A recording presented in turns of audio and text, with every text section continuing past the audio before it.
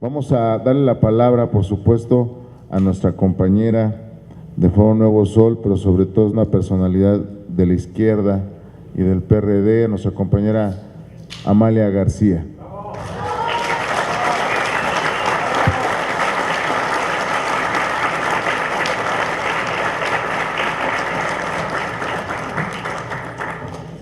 Muchas gracias. Me complace mucho esta reunión de Foro Nuevo Sol y también el que la decisión de compañeros que dirigen esta expresión hayan decidido invitar, como usualmente se hace, a personalidades de nuestro partido, empezando por la presidenta nacional, nuestra compañera Alejandra Barrales, y a dirigentes de las distintas expresiones del PRD, porque el PRD surgió y es un partido que tiene una gran riqueza en su diversidad de puntos de vista y de expresiones. Eso es lo que lo caracteriza. Y haber tenido aquí también a nuestro compañero gobernador Silvano Aureoles es muestra de cómo el PRD, partiendo de una lucha que vino desde la oposición y en una lucha ciudadana, ha logrado estar en espacios de decisión. El debate que hoy se debe librar en el partido, que además es fundamental, porque si algo debe aportar el PRD son planteamientos, me parece que es urgente y es indispensable. Estamos al 11:45, como se dice, para tomar decisiones. Hace un rato, comentando con Jesús Ortega, preguntábamos los tiempos electorales y es en octubre, a finales de octubre, cuando se debe manifestar la voluntad de ir en coalición por los partidos políticos que así lo determinen. Es decir, faltan unas cuantas semanas para esa decisión. Yo sé que aquí se va a hacer un análisis de algunos de los temas esenciales, sobre todo sobre la pertinencia o no de un frente amplio y en qué condiciones, y de la situación política del país. Yo solamente, en esta invitación que me hacen para intervenir, quisiera aportar algunas cuantas reflexiones. En primer lugar, es cierto que discutir sobre el régimen político resulta muy importante, es indispensable.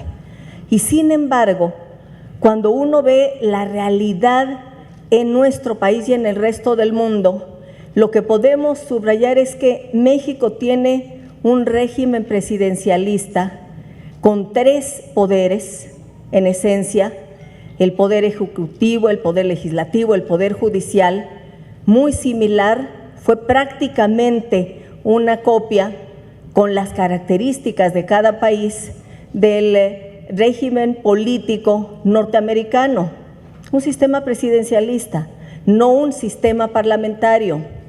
Y aquí, en todo caso, Chucho hablaba de figuras presidenciales que imponen su agenda y mencionó Estados Unidos.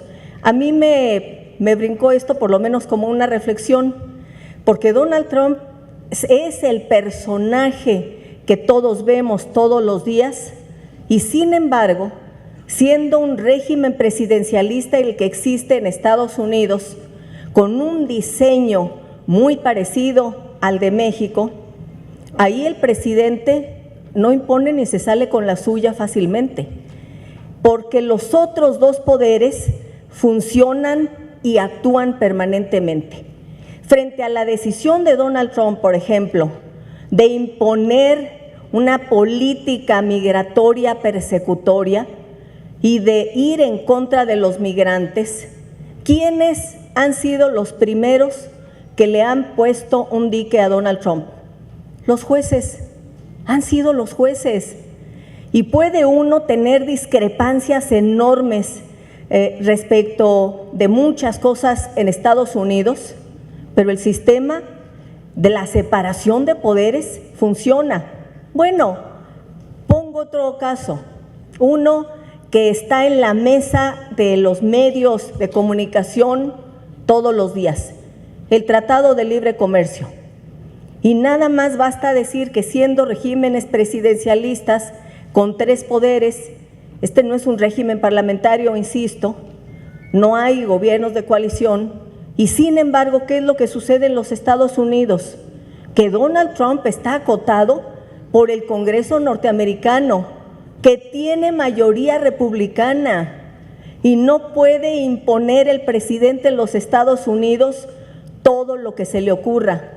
Ahí está su determinación de acabar con el Obamacare y no ha podido imponer su propuesta en materia de salud para los norteamericanos, porque incluso desde su propio partido los congresistas le ponen resistencias, porque es un Congreso real, es un Congreso que funciona, y porque los representantes, tanto los senadores como los representantes en la Cámara de Representantes, tienen sí una militancia, cada uno en su partido, demócrata o republicano, pero tienen sobre todo una enorme obligación que es rendirle cuentas a su electorado en su distrito, y se deben en primerísimo lugar a su electorado antes que a nadie.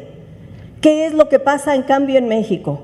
Allá se está discutiendo el Tratado de Libre Comercio y el presidente Donald Trump estuvo presionando las semanas pasadas para que aceleraran y le admitieran la vía rápida o el fast track para poder iniciar con todos sus asegúnes, diciendo que sí iba o que no iba. Todavía no sabemos realmente qué quiere sobre el Tratado de Libre Comercio Donald Trump. Pero en México la pregunta es, ¿en dónde está el debate en el Congreso sobre el Tratado de Libre Comercio? ¿En dónde están los diputados y senadores? Y no quiero decir que no estén nuestros compañeros diputados y senadores actuando. Hablo de este poder, del poder legislativo. ¿En dónde está? ¿En dónde está el poder legislativo debatiendo el contenido del Tratado de Libre Comercio? Nuestros intereses.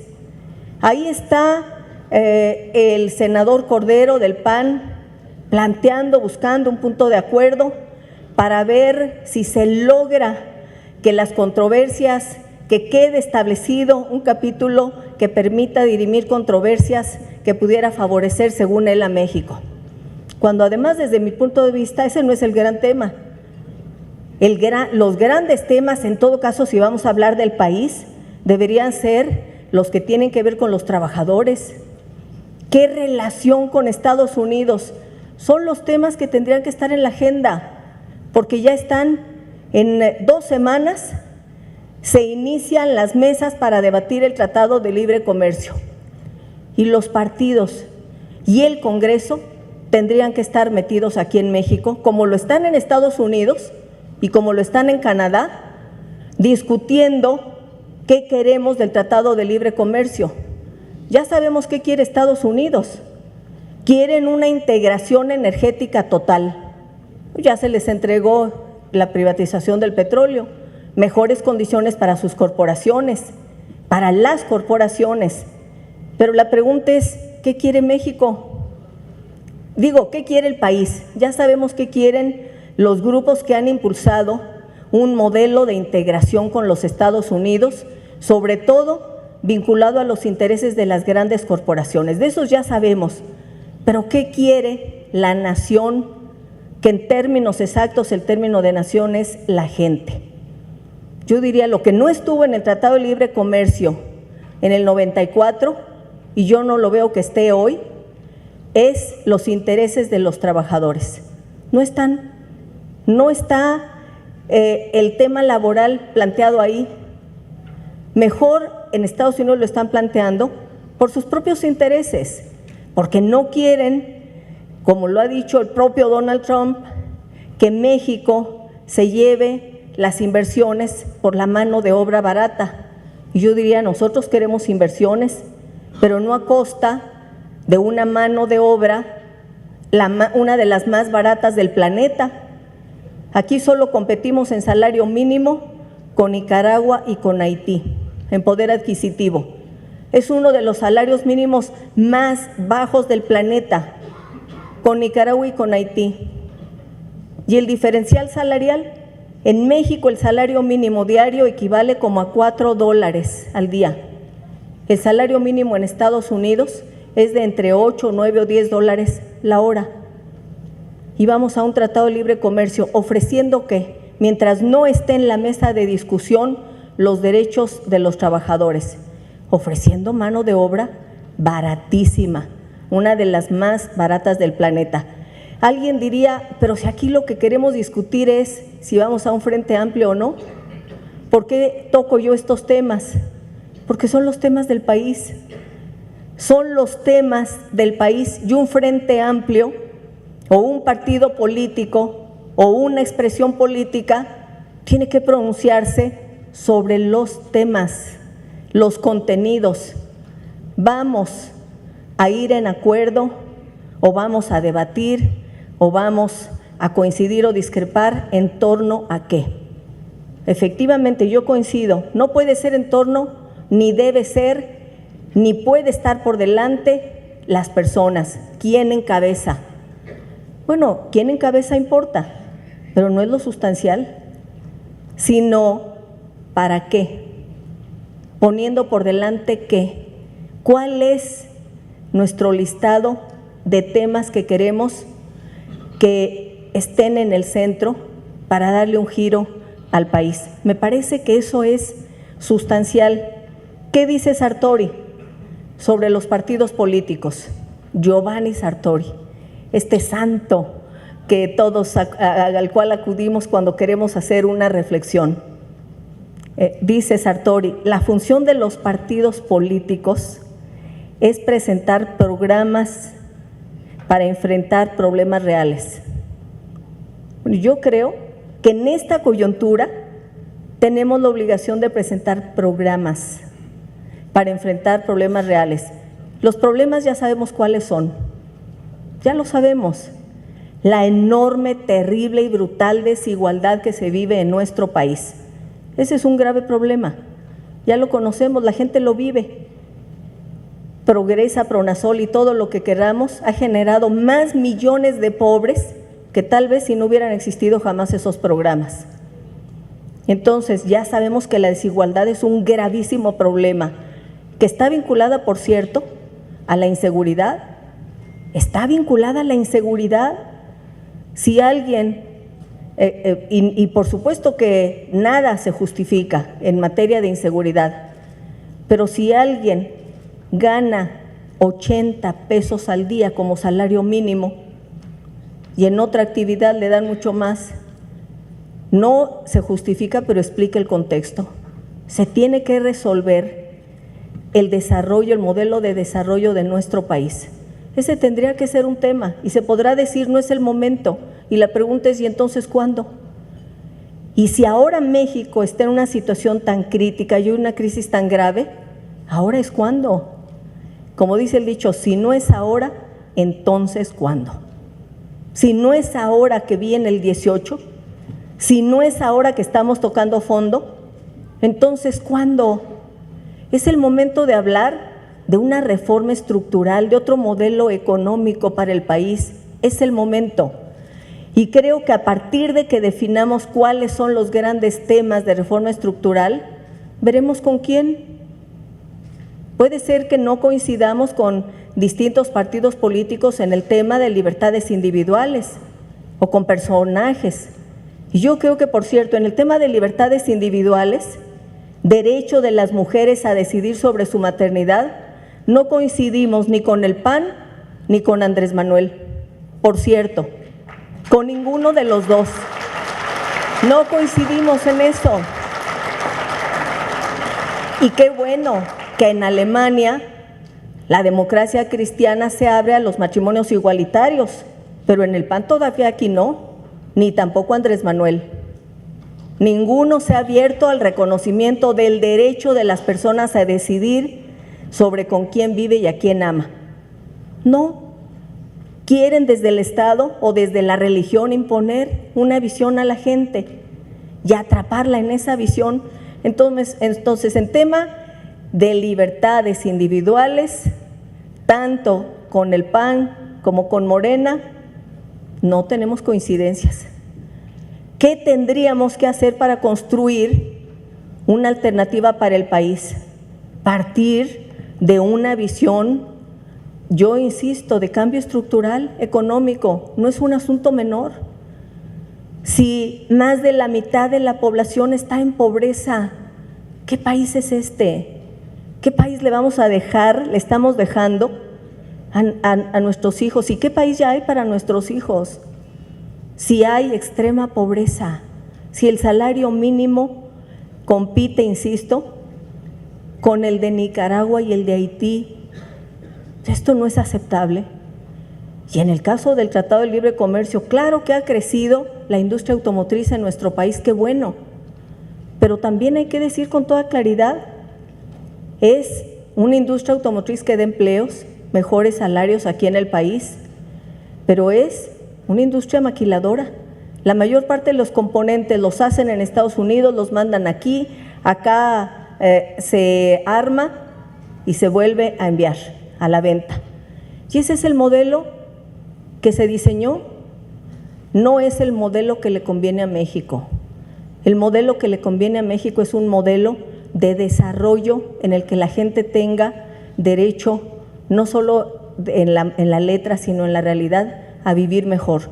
Y creo que ahí hay que armar el programa. Hay que armar el programa. ¿Con eso podemos llegar a gobernar? Ojalá que sí, pero si no llegamos a gobernar con un programa clarísimo de libertades individuales, de derechos, con un programa que plantee una reforma estructural de fondo, poderes que funcionen verdaderamente, que no estén subordinados al Ejecutivo, entonces podríamos avanzar. Hay otro italiano, también lo mencionamos con Chucho porque en la mañana nos tomamos un café, desayunamos y platicamos. Hay otro italiano que ha venido con frecuencia a México, Massimo D'Alema, que fue secretario general del Partido Democrático de Izquierda, antes Partido Comunista, ahora han conformado otra corriente, están impulsando otra corriente a nivel internacional, la de, ¿cómo se llama? ¿Los progresistas? El progresismo.